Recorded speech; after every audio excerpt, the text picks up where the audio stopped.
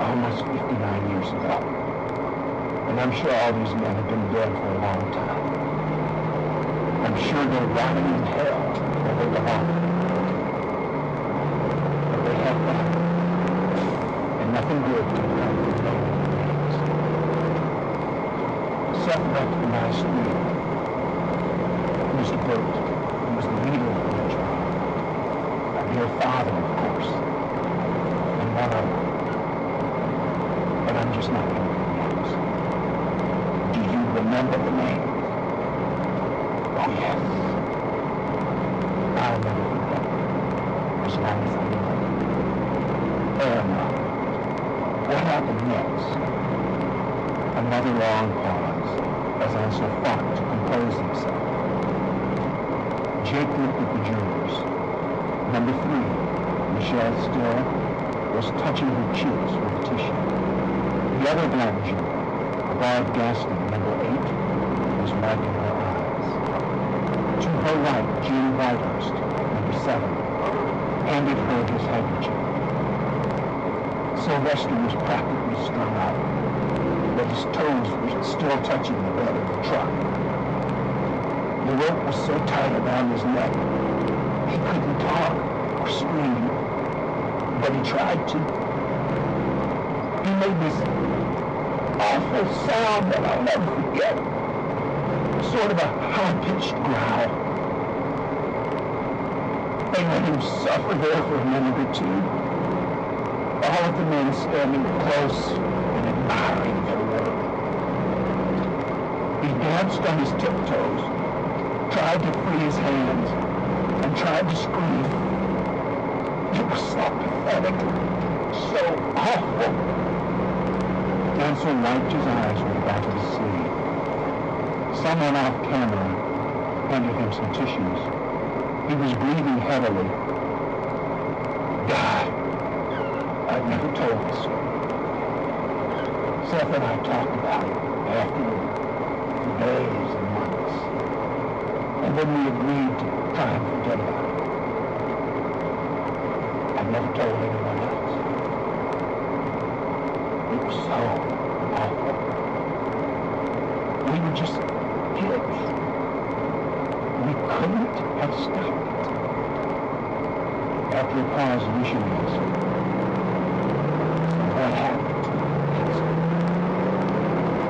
Well, Mr. Burt yelled, go. The guy driving the truck lurched forward. Sylvester swung, kind of wild at first. The 2 men on the other end of the rope pulled some more, and he shot up another 5 or 6 feet, I guess. His feet were about 10 feet off the ground. It wasn't long before he began to speak. They watched him.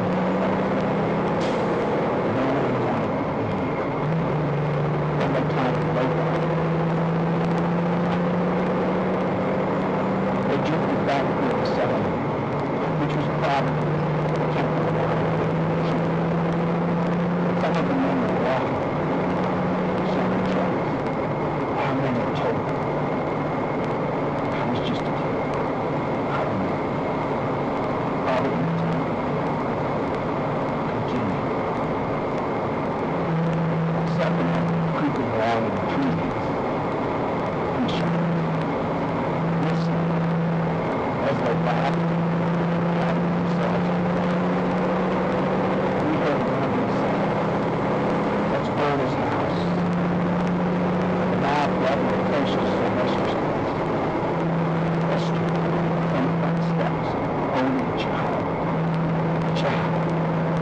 A boy or a girl. A girl.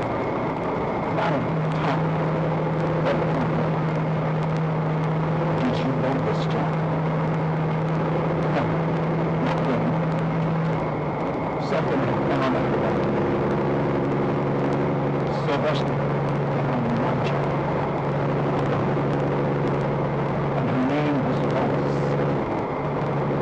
Nothing asked so well that she startled most of the jurors. Quince London handed her a tissue. Jake glanced over his shoulder at Bushman. She was shaking her head, as stunned as I was. Alicia said, "Did they burn the house?" "No." Strangely enough, Leon stepped forward with a shotgun and stood between me and Master and Chris. He said no one was burning the house. The men got in their trucks and left. Seth and I took off. The last thing I saw was Cleon talking to Esther on the front steps of the shop. We hopped on our pony and sprinted home. When we sneaked through the window to our room, my mother was waiting. She was angry and wanted to know where we had been. Seth was the better liar, and he said we'd been out chasing fireflies. She seemed at peace. We begged her not to tell Cleon. And I don't think she ever did. We were in bed when we heard his truck approach. He came into the house. We couldn't see. He whispered about me.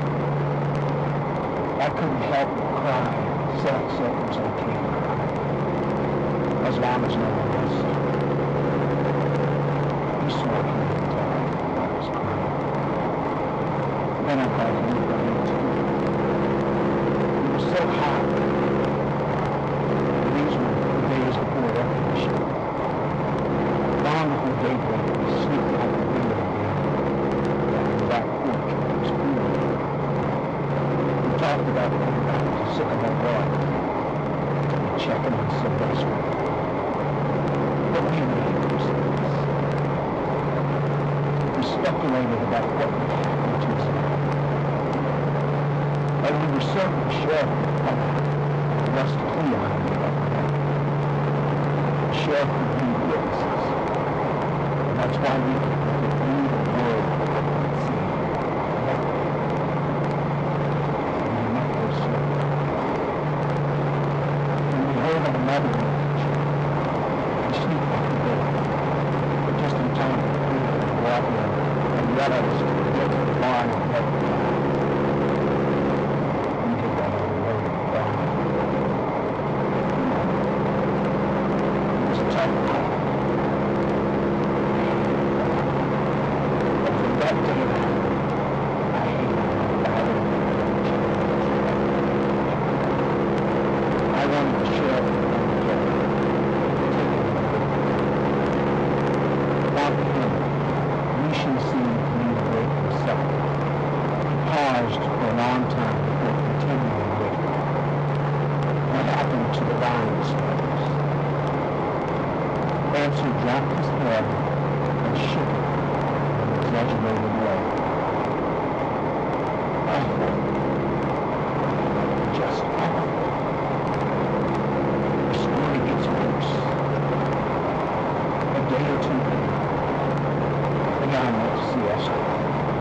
He gave her a few bucks and later signed a deed to the neighbors. He promised her she would stay there. And she did. For about 48 hours. The sheriff showed up all right. He and the deputy and Cleon went out to the settlement and told Esther and the other Lyons folks that they were being evicted immediately. Pack up your stuff right now and get off his land. There was a small private chapel, a church where they had worshipped for decades. And to prove he owned everything, Cleon torched it, burned it to the ground to show what a big man he was. The sheriff and the deputy helped him. They threatened to torch the shacks too. And you saw this. Sure. Seth and I missed nothing. We were supposed to be chopping cotton. But when we saw the sheriff pull up in front of our house, we knew something. We were hoping he would arrest Cleon.